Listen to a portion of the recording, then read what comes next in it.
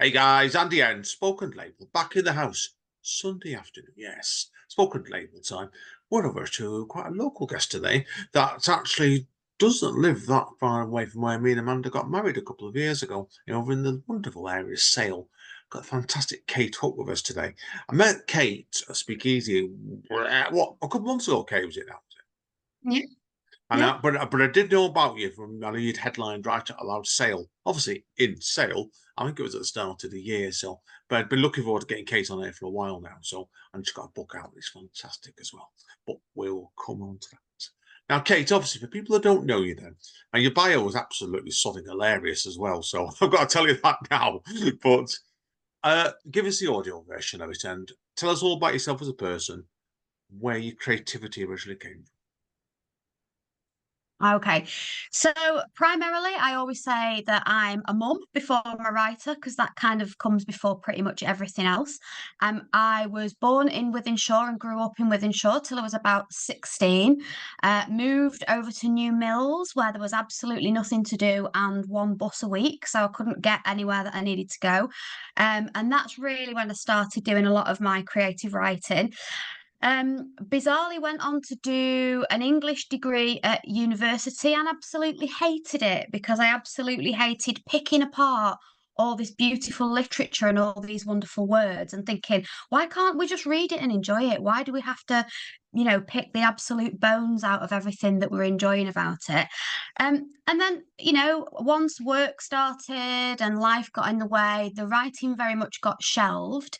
And then I picked up the pen, or I guess the laptop or the phone, a couple of years ago and just started writing poems again, more for pleasure, really, or more to keep in my own sanity, given that I've got two small children. So that's largely what sparked the creative process.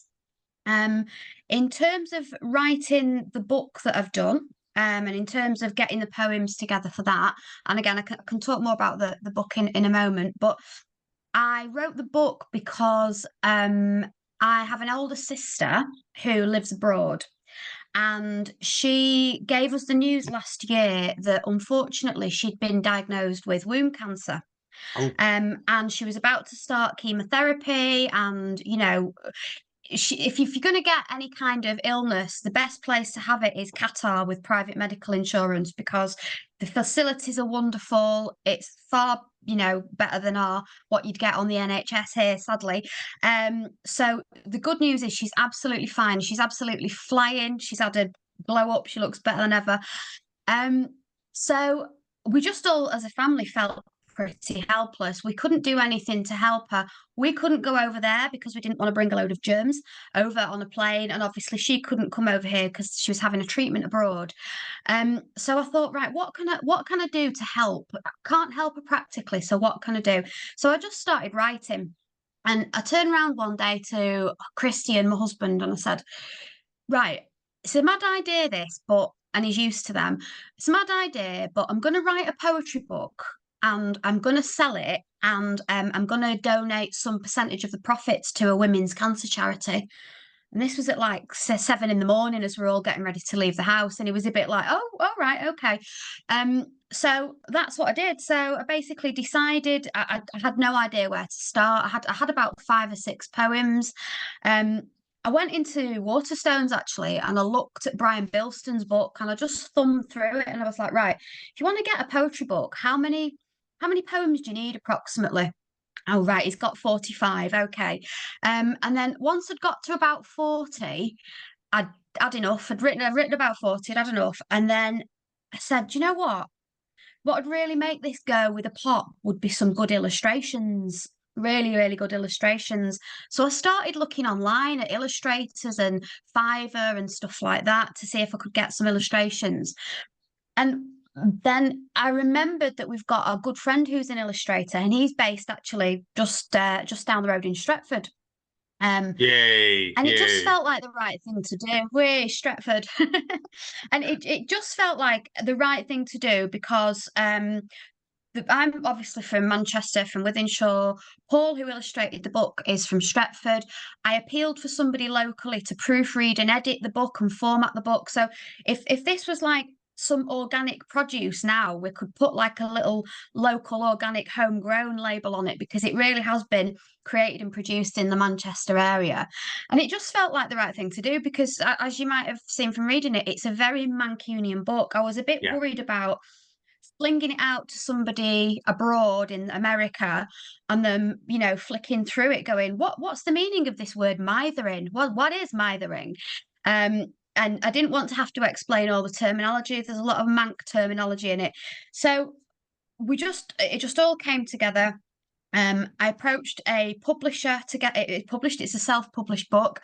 And because I'd done so much of it myself, the proofing, the editing, the illustrating that Paul did, all of that, it was literally just a case of the publisher taking it and printing it. So it was at a significantly reduced cost, as to, like, I know some self-publishers can charge quite a lot to go down the full route, and they are good. They do bells and whistles for you, but I wanted it to be very homegrown, and I wanted to come out of it feeling like it was something I'd produced, really. Yeah, you do, So and I guess that's the I could definitely say with it story because of the book. the book itself, when people read it, it is very you straight away. I've there's people on wondering, I barely know you, but I knew from your personal life when I met you, I thought, yeah, straight away, this is Kate. So straight away, it feels real. That's the best way of putting it to you, Kate, straight away with it. Now, obviously, before we actually go on to the book, I do have a question I want to learn more about. Your obsession with cheese. Because that's Oh, all over your yes. bio. And like, unfortunately, I'm diabetic, but I do love cheese and I shouldn't do. So I want to learn, where did the obsession with cheese come from? Oh, I just always have loved cheese. Now, with you saying about being diabetic, I also shouldn't have cheese because I'm lactose intolerant. Oh, God. So, it's a bad combo. It's a really bad combo. But every Christmas and on special occasions, I'm willing to take the hit. It's effectively cheese self-harm, because I know what's going to happen. It's going to be a very, very bad outcome with cheese. There's going to be a lot of indigestion and very upset stomach. But yeah, I cannot say no to a nice brie. Anything that's like a bit gooey. We're getting into a bit of a cheese porn episode here as well. But I remember one of the biggest rows I ever had with Christian is when he kept putting the brie back in the fridge. And you'd have to take brie out Yeah, of the fridge so it gets all just that yeah. right level of gooiness for the cracker. And he kept putting it back in the fridge. And he's like, you keep taking the fruit, you keep taking the cheese out of the fridge. Like, it's deliberate.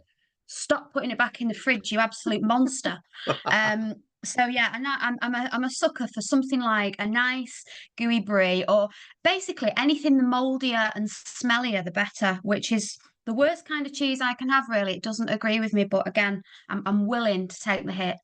Oh, we had one. People are wondering. Oh, so I know we're digressing here, but it's this sort of what Kate's going to want to know his story. But we went to Stockport Market just for Christmas last year to go somewhere else, and we didn't enjoy. But on the way back in there, we went and got, I remember, it was chocolate chili cheese. And it Oh, absolutely wow. stunk fridge out. It did.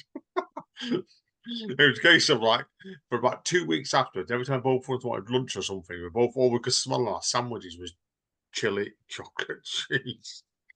Oh yeah, but I know it ended up in the bin because we could try putting it on pizza, putting everything we could, but you couldn't find something that went really well with. Because one of those sort of sandwiches where you don't cut parts off your sandwiches. I think you spread it very gently on top of your meals, but oh, Oh, it was. keep talking to me. Keep talking to me about cheese.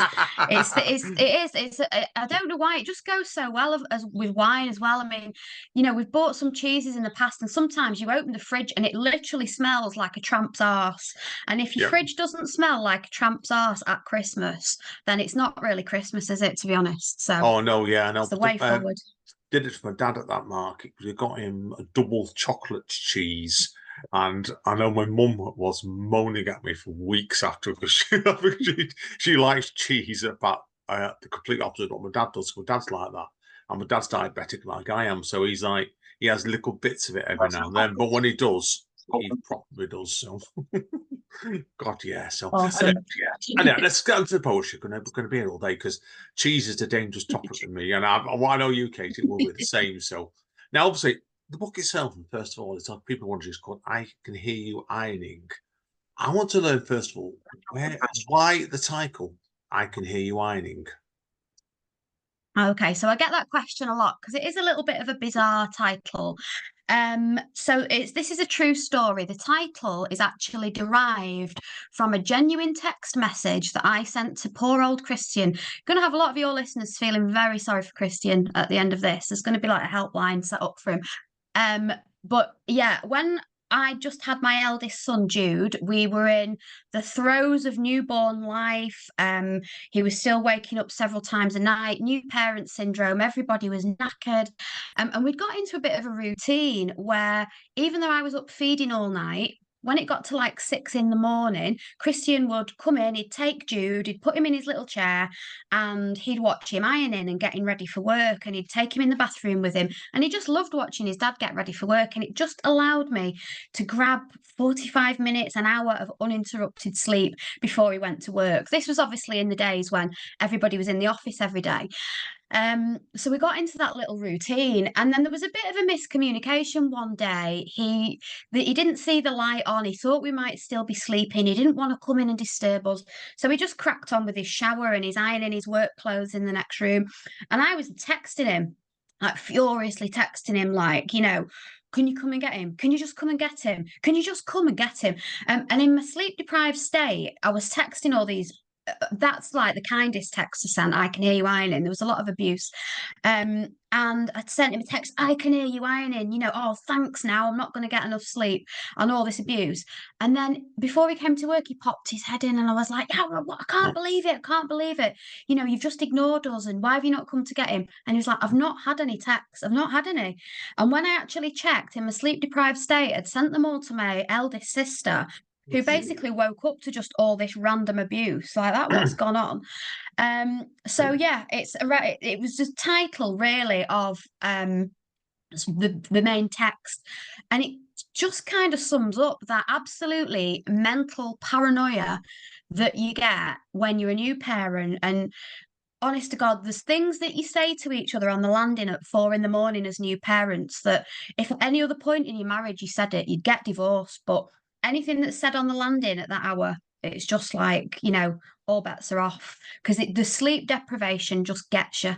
And that's how that title came about anyway. But I do say to him now, if you hadn't have done such a kind of shit job and tried to shirk your responsibilities, the book could have had a very different title and it might have been really boring. No, fair play to you, no. Fair play indeed. So, okay, next bit I want to know about is obviously, I know obviously we talked before about your illustrator, Paul, haven't we? Paul Loudon. Now, Paul is really doing a really good job on this illustrations in this book. Do you think would the book have been very different if you had done it minus illustrations? I think it would have done, yeah. It just kind of needed that little extra bit of something, I think, to bring it to life. And Paul did that absolutely brilliantly, and I worked with him really well. So Paul's used, obviously, is a illustrator. That's what he does for a living. He's used to getting a very, very defined brief and submitting multiple copies to clients, and clients going, "Oh, tweak this or change that." And so he's used to working in that way. And the way Paul and I worked together, it's like the Julia Donaldson Axel Scheffler combo, really. It was just a match made in heaven because I could just send him a poem, he would read it, and he would pick out the bits from that he felt were, worthy of illustrating. And he just interpreted it and thought, right, well, that bit's funny. I could make a joke out of that. I could do that bit. So he just used to come back with all of these illustrations and say, right, I got this poem, I've done that illustration. What do you think? Is that the aim you were going for? And in all honesty, there wasn't one that I didn't absolutely love. That's like, as you've probably seen from the book, like some of his caricatures of people, Boris Johnson, Rishi Sunak, they were just absolutely spot on. It's also a good job he's not a raving Tory as well, because that could have been a very, very different book, I think. Yes. So Okay. We'll keep off the politics here, but people will know. Obviously, I'm Labour. I am Labour, but yeah, we'll keep off this. There's an election coming up soon as well. But I do agree with you. fair enough. Do agree with you completely with what you say there. So now, obviously, I know you've got it. You're in a book club, aren't you? In Sale, that look like proved a fair big influence on this book as well. Because it the Bee for Butterfly book club is Sale. Yes, Tell it us is. about Yeah. that. Tell us about that next. Okay. So I decided that I needed to just expose myself to a bit more literature. So I joined a book club not last year, the year before. And B for Butterfly Books is a small independent bookshop in M33 Emporium in Sale Town Centre. And Michelle, who runs that, also started a book club. And we had the opportunity to pick a book, read it every month, get together. I would say it's probably more like a wine club with a reading habit than a full-on book club. But it's a really, really open group. From what I understand from other members of the group who've been part of other book clubs, some book clubs can be really elitist. And you're not really allowed to have an opinion about a book unless it's kind of in line with what everybody else thinks, or they talk about very highbrow stuff. But the books that we read there are really good fun. They're really light-hearted. And again, it's an anything goes situation, lots of different opinions and thoughts on things. And Michelle very kindly stocked my book in a shop as well. Although I hope that we don't have to all sit round and assess it at some point at book club. Maybe I won't attend that one. Yeah, I think But that could yeah, be an it's good. idea. Yeah, All good. possibly take a step off that one. Yeah, definitely if you have to do that. So yeah, Yeah. get your complete. I can't blame you there. So okay, yes, okay. Onto the book itself then. Before I talk about some of the poems in the book, 'cause I've got about half dozen I want to ask you about. Tell us about what was his choice to actually do chapters in the book. It just felt like a natural progression, really. So I Can Hear You Ironing was the title. And then I just noticed that I had a few themes that were cropping up in the book that were about different things. So there was a few themes around parenting. Obviously, a lot of the stuff is around things that are going on in the world and the situation, so political stuff. There was a few themes around just the comparison culture that we get on social media, because that's a big topic of what I write about as well, that just how toxic the internet can be, and how in some cases, you can start off having a great day, and by the end of the day, if you do enough scrolling, you'll make yourself feel like the fattest, unhealthiest, most unattractive, most unambitious person in the world after a full day of that feed coming right at you. So it just kind of naturally fell into chapters, and then I found that because I did a lot of my writing over Christmas as well, I just ended up writing quite a lot about Christmas. So that's why it's got a bit of a festive chapter in it near the back. Um, so yeah, they just kind of fell naturally into chapters. So when I decided that I wanted to do it, I thought, well, rather than just slamming all the poems in the book, I'll break them up a little bit. So, if people are ever in need of a sweary festive poem for a family meal or a similar occasion, work party, then they know where to go to. It's good ideas. I mean, I think it works really well because doing what you've done with this. Because, like I said, it's. I also really liked as well what you did, Kate. I thought was a bit unusual. I've not seen it as much. Is you're putting down introductions to each one of your poems as well. So Yeah. what? Yeah, I've not seen that done before. I've seen it obviously done live, but what made you want to do that with the statistics? Because that's a bit unusual style, that is. It is, yeah, and a few people who like when I got some initial proofreaders to read it, like I sent it out to some friends and said, "Can you just have a read of it?" And it was people who are quoted on the book actually. Would you have a read of it? Give me some thoughts. Give me some comments. And my friend Stephen, who's also an author who's written Running and Jumping, he said. I liked what you did there. I liked how you put a bit of an intro at the start of the book. And I guess my thoughts were I don't know. I always think poetry should be really, really inclusive. So, again, thinking about things being a bit elitist, what I think puts people off poetry is when they read it. And this was especially true at uni. We had a lecturer who made you feel that if you didn't understand what a poem was trying to say, even though it could be quite subjective, that you were a bit stupid or you daft or you weren't getting the meaning.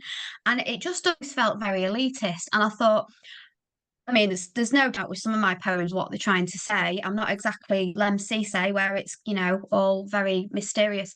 But I think that I just wanted to kind of remove any of the elitism out of it and just be like, here's what I wrote. This is where my head was at the time. This is what my opinion is. This is what I'm thinking on it.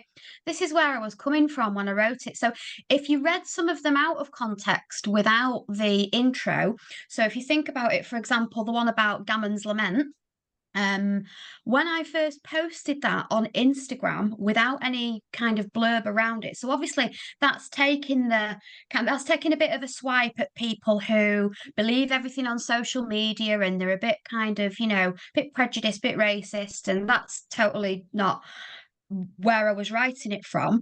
Um, if you read that out of context, you could think it's actually completely the other way. And a few people misinterpreted it and they were like, oh, yeah, it's right that, you can't say you're English anymore. And I was a bit like, no, that's not what I was getting at. That's not what I was going for. So that was the first one that I wrote a bit of an intro to. And then for the rest of them, I thought, to understand this and to get the sense of it, I just want somebody to enjoy the poem without having to think, what does that mean? Where's your headspace at? So I don't know. It was just to make it easy for lazy readers amongst lazy readers who just like want to dive straight in. Basically, like the Netflix of poetry books. You just tune out on a Friday night, get your popcorn, and just crack on. Yeah, I like your philosophy there completely. So no, great, it's a great way of looking at it with a positive spin. Because the book itself is it's got its dark side to it, but it's definitely a very positive book, and I really like it. The energy you're showing it Thank straight you. away, Kate. Now I'm going to actually have a couple of the poems in it because, like I said, there's a lot. I enjoyed the full book, but I've picked out about half a dozen that I really liked here. So I'm just going to pick these out to you, okay? So you can tell us about the background of these. So the first one I love, I think it was your first poem actually, In My Day. So tell us Yeah. about that one to begin with. Oh, so yeah, again, there's a lot of contrasting information. Again, I think this Ah, was probably born out of the social media thing at the moment that's going on. There just seems to be a bit of a culture war on social media at the moment between certain age groups and, people being called woke and snowflakes and what a lot of the older generation, and I'm totally generalizing here, I know it's not everybody, but a lot of the elderly generation seem to want us to suffer because they suffered. So, yeah, should we dare ask for any kind of progression like parent child parking or, anything that could nowadays be seen as progression? It just seems to sometimes get slated by that generation as, oh, well, we never had that in my day and we all survived. And it's like, well, yeah, I'm sure you did survive, but if we can have something, why wouldn't we? I'm sure that there's been a lot of advancements that weren't around. There's probably been huge advancements to washing machines. I'm sure there were people who remember doing it on like a washboard, but you've got a yeah, washer now, so let's run with it. Let's yeah. embrace Great. progress. And I think that a lot of it was just born out of that, really. Every time you said, oh, well, it'd be really good if people couldn't could just maybe not park your massive child-free car in a child space because then I'm trying to get the car seat out and people would just dive on it. Oh, well, in my day we never had that.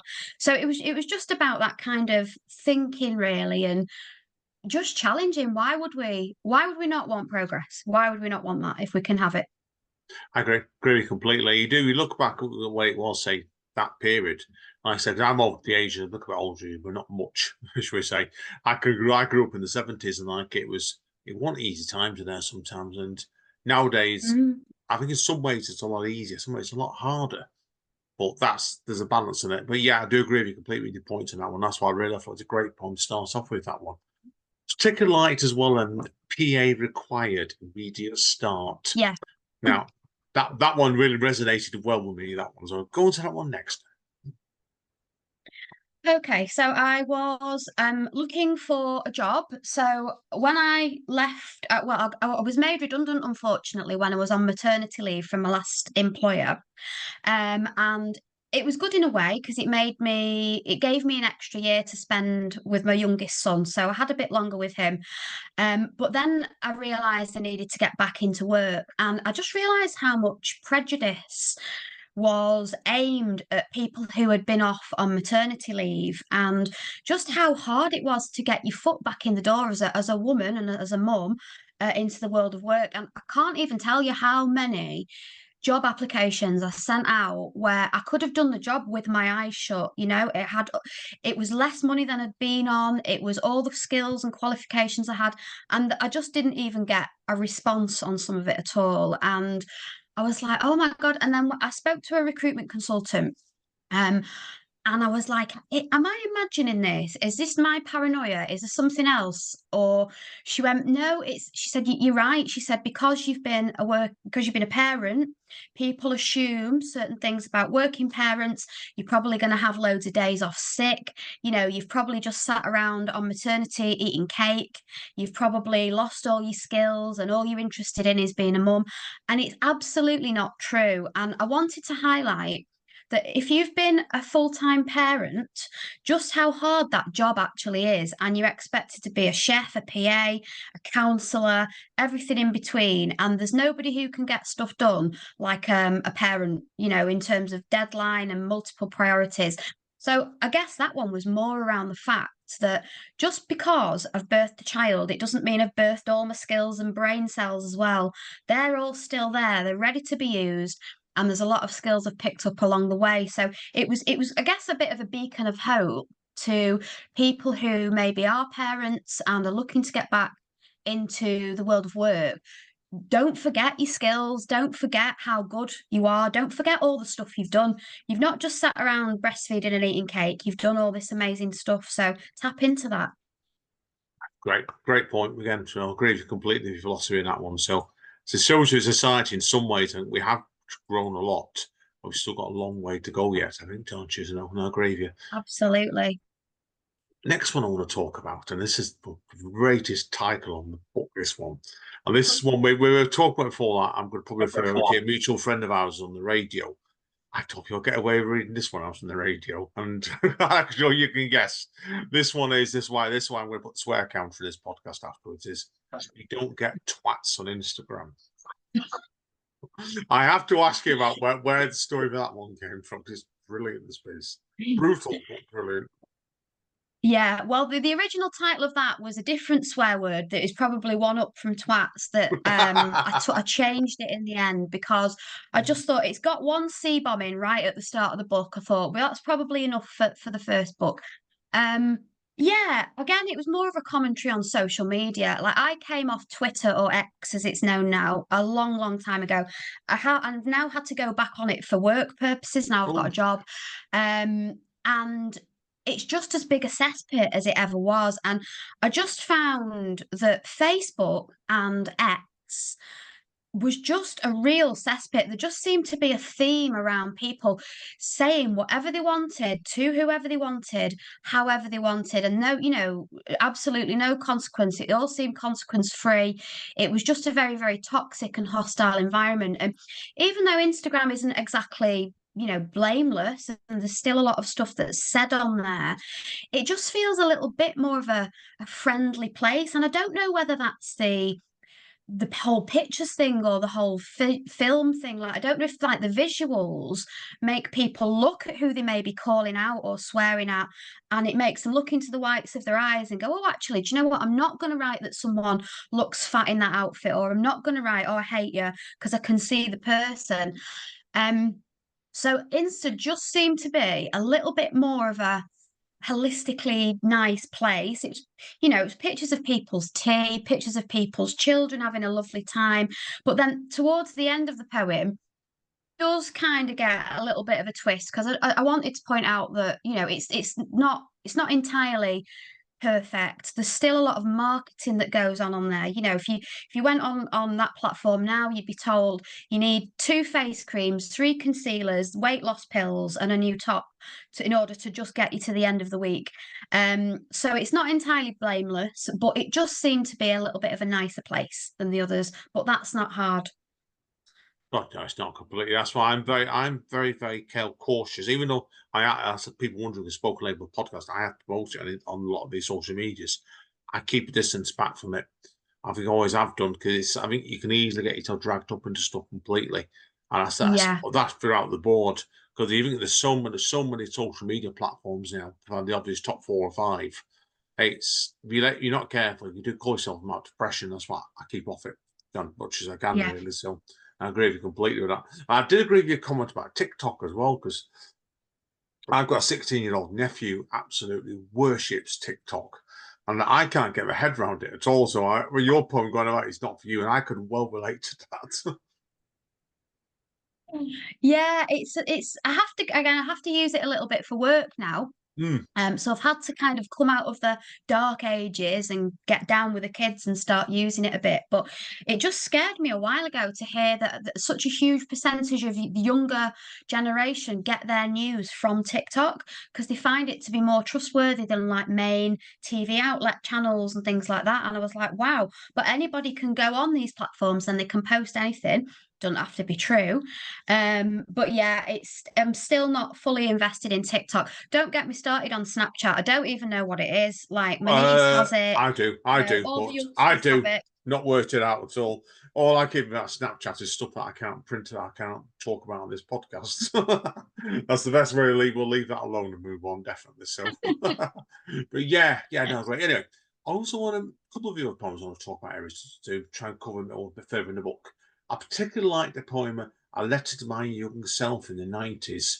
Because I know you talked about Yeah. Zoe Ball and your intro and that, and I thought you're right. I did do really feel sorry for Zoe Ball, but the press coverage he's had over time, it's been awful towards her, in places. Yeah. That's why. But tell us about this poem next. I guess that was a bit of a coming of age poem for me. It was probably realizing that I wish I'd known then what I know now. So I'm 43 this year. And when I was kind of 15, 16, probably maybe even a little bit younger, I was probably quite vulnerable and quite susceptible to the opinions of other people, which if anybody of that age is listening, I can assure you that does go away with age, 100%. But I was very, very susceptible to other people's opinions and what people thought of you at school was life. If you had the latest trainers or bag or coat, that was really important. If you didn't have that, you weren't in the gang. And then in the media at the time, so I grew up in the 90s and I grew up in that ladette culture where we as women were expected to be gorgeous, blonde, huge boobs, very, very attractive to men, but also competing with men and drinking pints and watching football and this ladette thing but don't be too blokey and don't be too opinionated because then you get called a bitch. But also don't be too feminine and don't be too sexy because then you're a slag. So you can't I felt in the 90s growing up as a woman, you could not win, whatever you were, whatever you were about. So, really, that poem is a lot about sticking up two fingers to that culture, which we have thankfully moved away from a little bit. Like, I remember opening magazines and seeing, pictures of celebrities getting out of taxis, and somebody had very helpfully circled where they've got a bit of cellulite on the thigh, or they might be lifting their arm up and they've got a bit of armpit hair. And we're all expected to, clutch our pearls at that. Oh my God, there's a woman there with actual cellulite. And it's just all bollocks. And I think that even though we're kind of moving away from that misogyny, there's still a lot of it that exists. So, like you said before, there's still work to do. But I'm just thankful that we're now not in that space anymore where we've got all of that going on. It was lovely the 90s, there was a lot of good stuff about it, but I'm glad we're in a different space now. Yeah, no, I agree completely. Like I said, '90s for me was stepping into my early 20s at that point, and you're right, it was very, very different world to what it is now. Same with the '80s, really, which I grew up in. Yeah, the different worlds, and I think at the minute, well, as a society, I think we're definitely heading in the right direction, and I think there's a heck of a lot more work to do. But that I'll come on to another day because there's plenty I can say on that topic at the minute, and that's not involved in this book. So, but yeah, no, great stuff. I agree completely. The last poem I want to talk about, I think is one of the most important poems in the book for you, is the importance of being Northern. I think this is Yeah. real. This is, I think, the great ones to wrap up the chatting of the book about. I think it's the real button summed up the full themes of the book to me quite in one poem. Yeah, I think for me this was one of the ones I wrote, and it was inspired by going to see a comedian at Sale Waterside and having a chat with him afterwards. And he was talking about growing up in the Northwest and how he used to go to greasy spoon cafes and you get your bacon and your mushrooms and everything slapped on a plate. And since a lot of areas he moved out of the area and he went back as an adult. And since a lot of areas have been gentrified and we've got pop-up bistros and cafes and things like that, he was taking the mick out of all these cafes, saying how they think they're all upmarket. And he said, you can tell how upmarket a cafe thinks it is by how it serves its beans. And it was taking the mickey out of them, saying, serving beans on a little plate at the side. And it's like, don't want any of that. Just slam the beans on. That's what it's for. And I thought, yeah, that's a very, very good point, really. And I think for me, being Northern, we're very precious, aren't we, about our food? And it's not just about what food we eat, it's about what we call it. I'm fairly sure if you went into a room and said, is it a barm cake or is it a bread cake or that Oh, could like we literally could be cause a war. we could be here for a while with that. Because there used to be a chip shop next door, but one to us, and a Geordie lad went in there once, and me and Amanda went in, and then we had the Chinese lady that ran it, knew talked to everybody. She could, and he went in once, asked for a chip cob, and she just looked at him. So, if you just forget stuff like that, you're dead right. Yeah. And I've seen lists of them, what they're called up and down the country sometimes, just breading is that they're thinking, my God, I've never even heard of that. Yeah, well, the first time that when I got with my husband and I went to get our chippy tea, and I got a text off him and he was saying, "Yeah, get me fish, chips, peas, and a bread cake." And I was like, "What's a what? What's a bread cake?" And he's never lived that down. That was like 20 years ago, and he still says Oh, it. But he's from Yorkshire, so we'll let him off. It's not let his them off fault. it. It's I not know. his fault. Now I've got my mum, Amanda, my wife's from Yorkshire as well, and she comes up with some saying sometimes I'm looking at her. But a good one for you is, and we're off topic here, but well, bugger it. Yeah. Also, I went down to a chippy in Bournemouth only about 10 years ago, just when I met Amanda, and they were actually selling cat's bits in the chippy. They were selling what? Cat's bits. What's what? It's bits of fish. One time, me and my brother were both sat there thinking, they're not selling bits of cats in this chippy, are they? So it was bits It's of the most fish random from. thing. I know you just it's probably very common in Bournemouth is like you just don't know what you're going to get sometimes in chippies. No, that's bizarre. That's Yeah. gross. Anyway, so I thought I'd give you that one while we're on here, one of my weird random notes. So yeah, I know that's great. Books brilliant for this. Go and get it. Now I want to ask Kate to wrap up with a few little bits. I always ask people to wrap up with what plans do you have next coming up? Could you see yourself doing a second book? Well, I was asked this the other week actually. I did a reading for the WI in Sale, which you wouldn't think would be the target market for my book, but they were very Hmm. progressive. And I was asked that question, would I do a second book? I've already started working on some poetry for the second book. I'm hoping to go to Morecambe Poetry Festival as a guest in September. And hopefully, at some point, it would be my absolute dream to perform at Morecambe somehow. I don't know how I'd get there. I might have to bribe somebody or pay them and sneak in the back door, but I'd love to just like perform at Morecambe. It'd be amazing. So I've got some work that's coming out hopefully in the A Up anthology, which is a Northern anthology for Northern writers. It's very out of kilter with my usual style. It's about feminism, but it's not like a jokey, sweary one. It's quite a serious one. And that's kind of the style of that publishing house. So I've got about 5 or 6 written already. So I don't know. I think I wrote I Can Hear You Ironing quite quickly because I had a goal in mind. I wanted to write it, I wanted to sell it, I wanted to start raising money for the Diane Oxbury Trust as soon as I could and start putting money in. Um, so a lot of that was written quite quickly, especially towards the end. I don't know. I feel when I look at this book, like when you do an exam and you write at the end of your exam, and they always say to you, if you can't finish your exam, just write bullet points and get bits down that you want to do.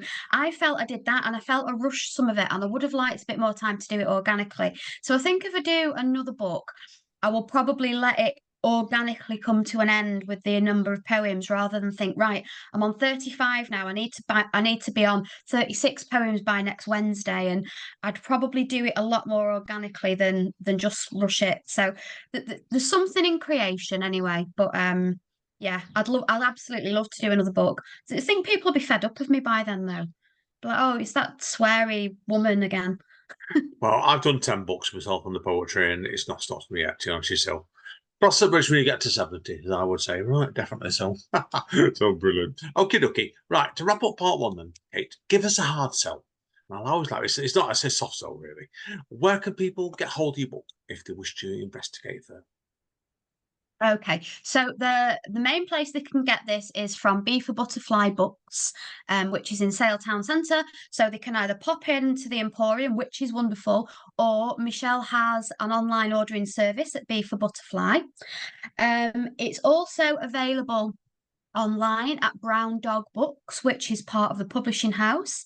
People can get it on Amazon as well, should they wish to get it on Amazon.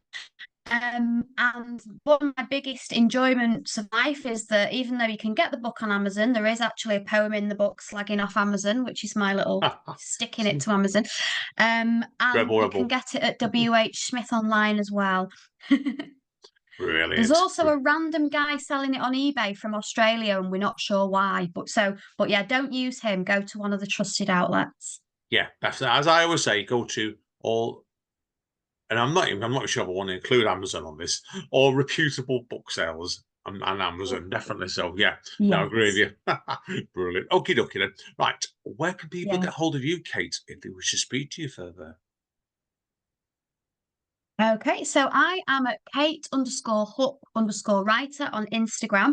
I've not got a writer Facebook page, but I am on there somewhere and I can be contacted. So a DM is always the best way to get hold of me. But yeah, probably through the Kate Hook Writer Instagram if they wish to speak to me further about anything or Brilliant. or complain about poems and swear words. Whether you'd listen, that's another ball game, right? To do the complaint here. But True, very thank you, true. Kate. Okay, okay, we'll wrap up part one here anyway. So everybody, come back. You're going to love part two. See you all. Two shakes of the dice.